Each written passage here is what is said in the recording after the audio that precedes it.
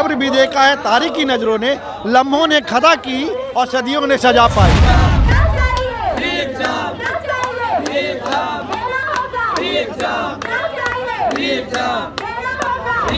तक हमारी बात कल पहुंची है, तो उम्मीद है कि आज तक शाम तक रिजल्ट पॉजिटिव आएगा।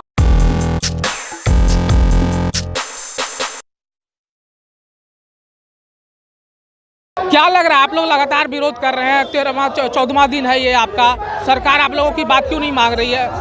पहले तो कहूँगा अपने शब्द को बदलिए, हम विरोध नहीं कर रहे, हम सत्याग्रह कर रहे हैं, अपने अपने अधिकार की मांग कर रहे हैं, हम विरोध नहीं कर रहे हैं, हम समर्थन मांग रहे हैं कि आप हमें समर्थन दीजिए, हमारी मुद्दों को सरकार तक पहुंचा के और री एग्जाम करवाइए। जब्र भी देखा है तारीख की नज़रों ने, लम्हों ने खता की और सदियों ने सजा पाई।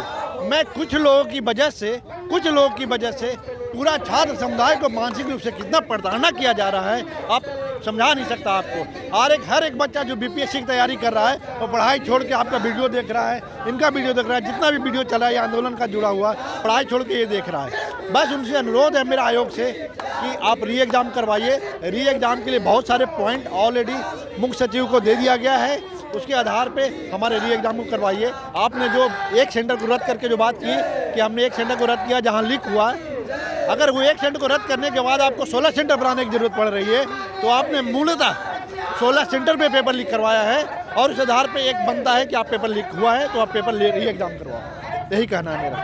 लगातार आप लोगों के समर्थन में तमाम पार्टियां आई, तमाम लोग आए, बड़े बड़े नेता आए। कल जो है पप्पू यादव बिहार बंद का आह्वान किया, क्या लग रहा है कि पप्पू यादव भी पीछे हटेंगे या समर्थन में आएंगे? देखिए, सबसे पहली बात कहूँगा, कोई भी हो, सत्ता पक्ष हो, विपक्ष हो, कोई भी हो, अगर छात्रों का अभिभावक के रूप में आएंगे, उनके मुद्दों को वो अगर उठाएंगे तो उनका हम स्वागत करेंगे। लेकिन अगर सोचेंगे कि पॉलिटिकल अपनी रोटियां सेकें तो यहाँ से नहीं सेक पाएंगे। हमारे मुद्दों को उठाएं, अभिभावक के रूप में उठाएं, गार्जियन के रूप में उठाएं, हम उनका समर्थन करेंगे। अगर इनको लगता है कि हम जो कल उन्होंने आह्वान किया है कि हम बंद रखेंगे, अगर बंद करने से हमारा री एग्ज़ाम हो तो री एग्ज़ाम हमको चाहिए।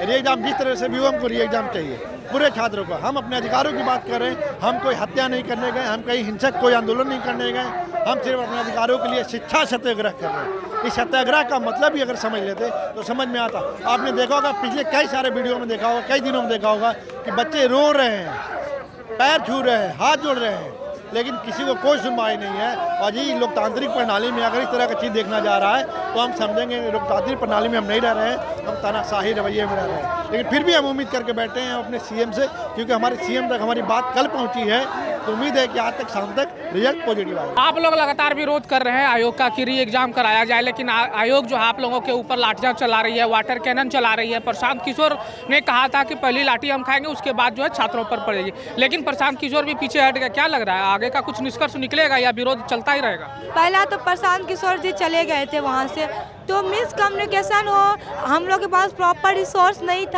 प्रॉब्लम जो भी हो, देखिए भीड़ होता है तो कंट्रोल करना थोड़ा मुश्किल होता, फिर भी हम लोग इतने कंट्रोल में थे कि हम लोग जेपी गोलंबर पे बैठे हुए थे, हम लोग उग्र नहीं हुए थे।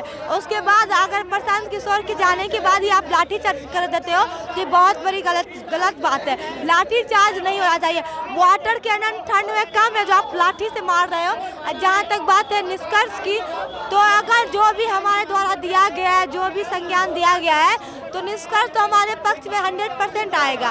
री एग्जाम तो हर हाल में होना है, क्योंकि अभी नहीं होगा तो भविष्य में कभी नहीं होगा। ये बिहार पे एक कलंक हो जाएगी। ये पूरा देश में बिहार का थूथू हो रहा है, एक आयोग की वजह से, एक एग्जाम की वजह से। एक एग्जाम आप अच्छे से ट्रांसपेरेंसी से नहीं ले सकते तो आप क्या कर रहे हो? बात अब सिर्फ बीपीएससी की नहीं रह गई, बात अब सभी एग्जाम की हो गई है। इसीलिए री एग्जाम होना और फेयर के, री एग्जाम की बात नहीं है, फेयर एग्जाम की बात है। 18,000 एडमिट कार्ड जारी हो चुका है बापू परीक्षा परिसर पे। बात उसकी है कि 18,000 स्टूडेंट जहाँ है वहाँ 3.5 लाख स्टूडेंट, फिर तो दोनों में किसी के साथ नाइंसाफी होगा।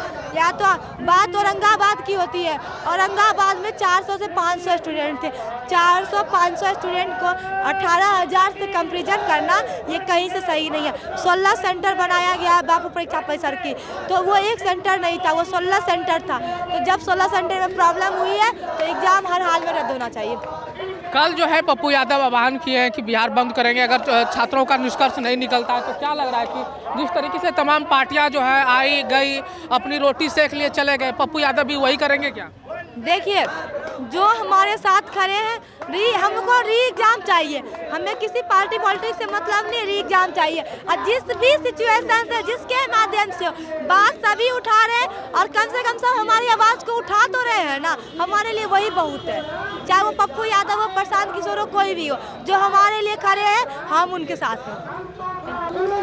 तो देख सकते हैं कि जो छात्र हैं वो लगातार विरोध कर रहे हैं और कह रहे हैं कि री एग्ज़ाम और जो है होना चाहिए ताकि बिहार की जो विश्वसनीयता है परीक्षा को लेकर वो बनी रही। सरकार तक बात पहुंची है, अब सरकार क्या निर्णय लेती है, आयोग क्या निर्णय लेती है, अब ये समय का इंतजार सबको है, क्योंकि आज का दिन जो है इन लोगों के लिए निर्णायक दिन साबित होने वाला है। और कहीं ना कहीं जिस तरीके से लगातार कल जो है पप्पू यादव का है कि 1 जनवरी से जो है हम लोग बिहार बंद करने का काम करेंगे अगर सरकार इनकी बातों को नहीं मानती है तो। ऐसे में आप लोगों की क्या प्रतिक्रियाएं होती है कमेंट बॉक्स में जरूर बताइएगा। धन्यवाद।